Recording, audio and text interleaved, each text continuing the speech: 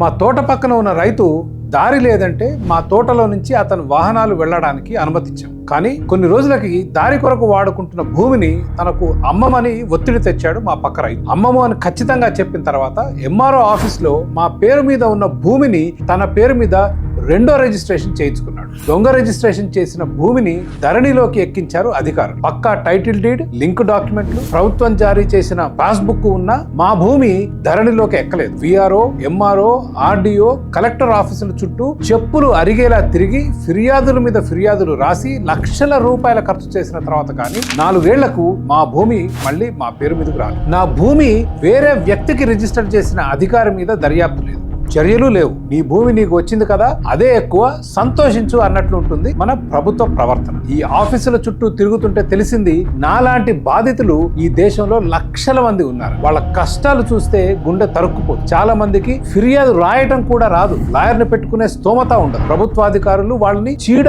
పురుగుల్లా చూస్తారు. మరి ఆంధ్రప్రదేశ్ లో తీసుకురాబోతున్న ల్యాండ్ టైటిలింగ్ యాక్ట్ ఇటువంటి సమస్యలకు పరిష్కారం చూపిస్తుందా? అసలు ల్యాండ్ టైటిలింగ్ యాక్ట్ లో ఏమి రాసుంది?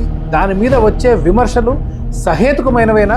స్థిరాస్తుల విషయంలో, ప్రత్యేకంగా భూముల విషయంలో సమస్యలు అనేకం ఉన్నాయి. లక్షల కేసులు కోర్టులలో దశాబ్దాల పాటు మగ్గుతూ ఉంటాయి. దీనికి ముఖ్య కారణం మన ప్రభుత్వాలు రికార్డులు సరిగ్గా మెయింటైన్ చేయకపోవడం. ప్రభుత్వాధికారులకు లంచాలు ఇచ్చి అదే భూమిని ఇంకొకరికి రిజిస్టర్ చేయడం సర్వసామాన్యంగా జరిగిపోతూ ఉంటుంది. ఆ కేసులు కోర్టుకు చేరి దశాబ్దాల పాటు మగ్గిపోతూ ఉంటాయి. ఇక ఇప్పటి భూ యాజమాన్య ప్రభుత్వ వ్యవస్థలో గ్రామ స్థాయిలో విఆర్ఏ అంటే విలేజ్ రెవెన్యూ అసిస్టెంట్, విఆర్ఓ అంటే విలేజ్ రెవెన్యూ ఆఫీసర్లు ఉంటారు. మండల స్థాయిలో ఎంఆర్ఓ అంటే మండల రెవెన్యూ అధికారి ఉంటారు.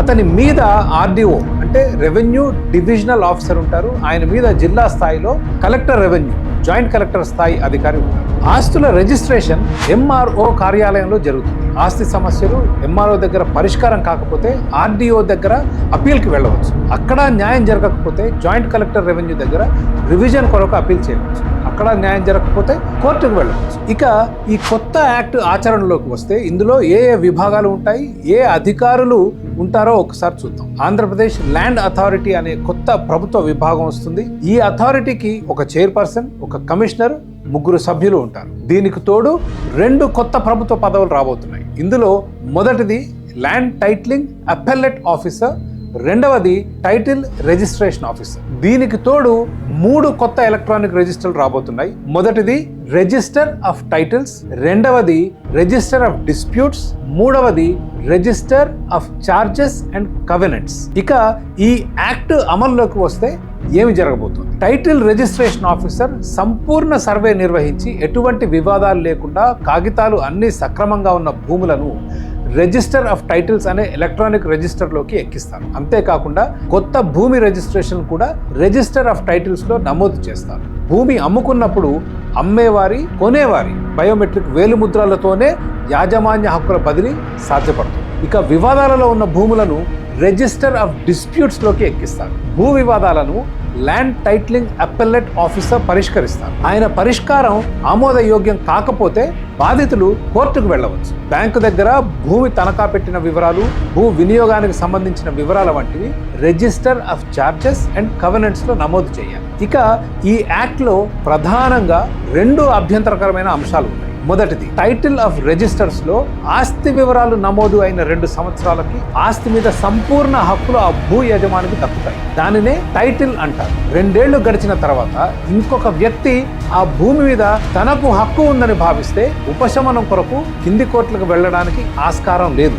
నేరుగా హైకోర్టుకు వెళ్ళాలి. ఇక్కడే ఈ బిల్లు ఒక్కబోర్లా పడింది. హైకోర్టులో కేసు వాదించడం చాలా ఖర్చుతో కూడుకున్న పని. అంతేకాకుండా హైకోర్టు కింది కోర్టులు కేసుకు సంబంధించిన విధి విధానాలు పాటించాయా లేదా అనే చూస్తాయి, కానీ సాధారణంగా కేసు లోతుల్లోకి పోవు. కాబట్టి భూ వివాదాలు కింది కోర్టులకు పోకుండా అడ్డుకోవడం కన్నా తీర్పులు త్వరగా వచ్చేట్టు చూస్తే చాలా సమస్యలు పరిష్కారం లేని పక్షంలో సామాన్యులకు చాలా కష్టం. ఇక రెండవ అభ్యంతరకరమైన అంశం రిజిస్టర్ ఆఫ్ డిస్ప్యూట్స్. ఇది ప్రభుత్వాధికారుల చేతిలో బ్రహ్మాస్త్రం అయ్యే ప్రమాదం. మీ ఆస్తిని ఒక ప్రభుత్వాధికారి ఈ రిజిస్టర్ లోకి ఎక్కిస్తే ఖేల్ ఖతం, మీ ఆస్తి లిటిగేషన్ లోకి వెళ్ళిపోతుంది. మీరు మీ భూమి అమ్ముకోలేదు. అయితే ఇది ఎంత స్థాయిలో హాని చేస్తుంది అనేది పూర్తి విధి విధానాలు వచ్చిన తర్వాతే చెప్పగలం. కోర్టు ఆర్డర్ ఉంటేనే ఈ రిజిస్టర్ ఆఫ్ డిస్ప్యూట్స్ లో ఆస్తి వివరాలు నమోదు చేస్తారు అని అంటే ప్రజలలో ఉన్న అపోహలు కొంత తొలగిపోయే అవకాశం. ఇక ఈ యాక్ట్ ద్వారా కొత్తగా వచ్చే పదవుల విషయానికి వస్తే టైటిల్ రిజిస్ట్రేషన్ ఆఫీసర్ పదవికి ఇప్పుడున్న మండల్ రెవెన్యూ ఆఫీసర్ పదవికి పెద్ద తేడా కనిపిస్తుంది. ఇద్దరి బాధ్యత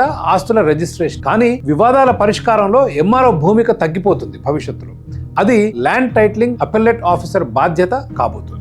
అలాగే కొత్తగా వచ్చే ల్యాండ్ టైటిలింగ్ అపెల్లెట్ ఆఫీసర్ కి ఇప్పుడున్న రెవెన్యూ డివిజనల్ ఆఫీసర్ కి పెద్ద తేడా లేదు. ఇద్దరు ఆస్తి వివాదాలే పరిష్కరించేది. ఇక రిజిస్టర్ ఆఫ్ టైటిల్స్ విషయానికి వస్తే ఆంధ్రప్రదేశ్ లో మీ భూమి వ్యవస్థ ద్వారా ఇప్పటికే చాలా వరకు ఆస్తుల వివరాలను సేకరించి ఆన్లైన్ లో పెట్టారు. మీ భూమిలో ఉన్న యజమాని అంగీకారం లేకుండా, అంటే వేలుముద్రలు లేకుండా ఆ భూమిని గతంలో లాగా ఇంకొకరికి బదిలీ చేయలేదు. కాబట్టి దొంగ రిజిస్ట్రేషన్ ని ఇప్పటికే చాలా వరకు అదుపులో పెట్టారు. అంటే రిజిస్టర్ ఆఫ్ టైటిల్స్ కి మీ భూమికి కూడా పెద్ద తేడా కనిపించదు. ఇదే మీ భూమి ఆన్లైన్ వ్యవస్థను అప్గ్రేడ్ చేస్తే అదే రిజిస్టర్ ఆఫ్ టైటిల్స్ అవుతుంది. ఈ రిజిస్టర్ ని బ్లాక్ చైన్ టెక్నాలజీతో అనుసంధానం చేస్తే అదే భవిష్యత్తులో ఈ అడంగల్ అవుతుంది. ఇక భూమి సరిహద్దులకు సంబంధించిన లాటిట్యూడ్, లాంగిట్యూడ్ వంటి వివరాలు కూడా నమోదు చేస్తే దానికి మించింది లేదు. స్వీడన్, జార్జియా, బ్రెజిల్ వంటి దేశాలు ఈ దిశగా ఇప్పటికే ప్రయత్నాలు మొదలుపెట్టాయి. వాళ్ళ అనుభవాలు తెలుసుకుంటే మనము కొత్త పరిష్కారాలు కనుక్కోగలం. ఇన్ కంక్లూజన్, ఈ యాక్ట్ వలన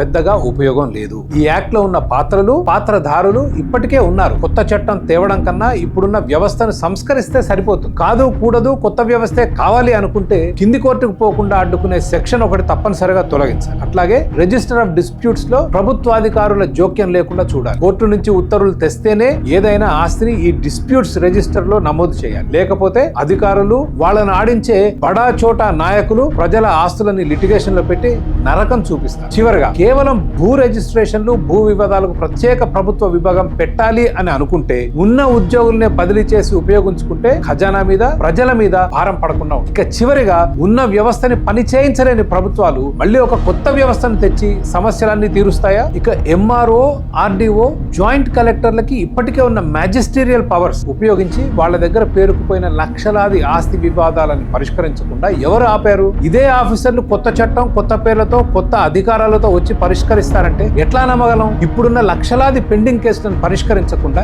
ఏ చట్టాలు అడ్డుపడ్డాయి? ఈ కొత్త చట్టం పాత పెండింగ్ కేసులు, కొత్త పాతల మధ్య మళ్లీ లిటిగేషన్లు సృష్టిస్తుందే తప్ప ఈ కొత్త సీసాలో పాత కల్తీ సారా సాధించేదేమీ పెద్దగా ఉండదు. కాబట్టి ఉన్న వ్యవస్థను సంస్కరిస్తూ, ఆధునీకరిస్తూ పోవడం శ్రేయస్కరం.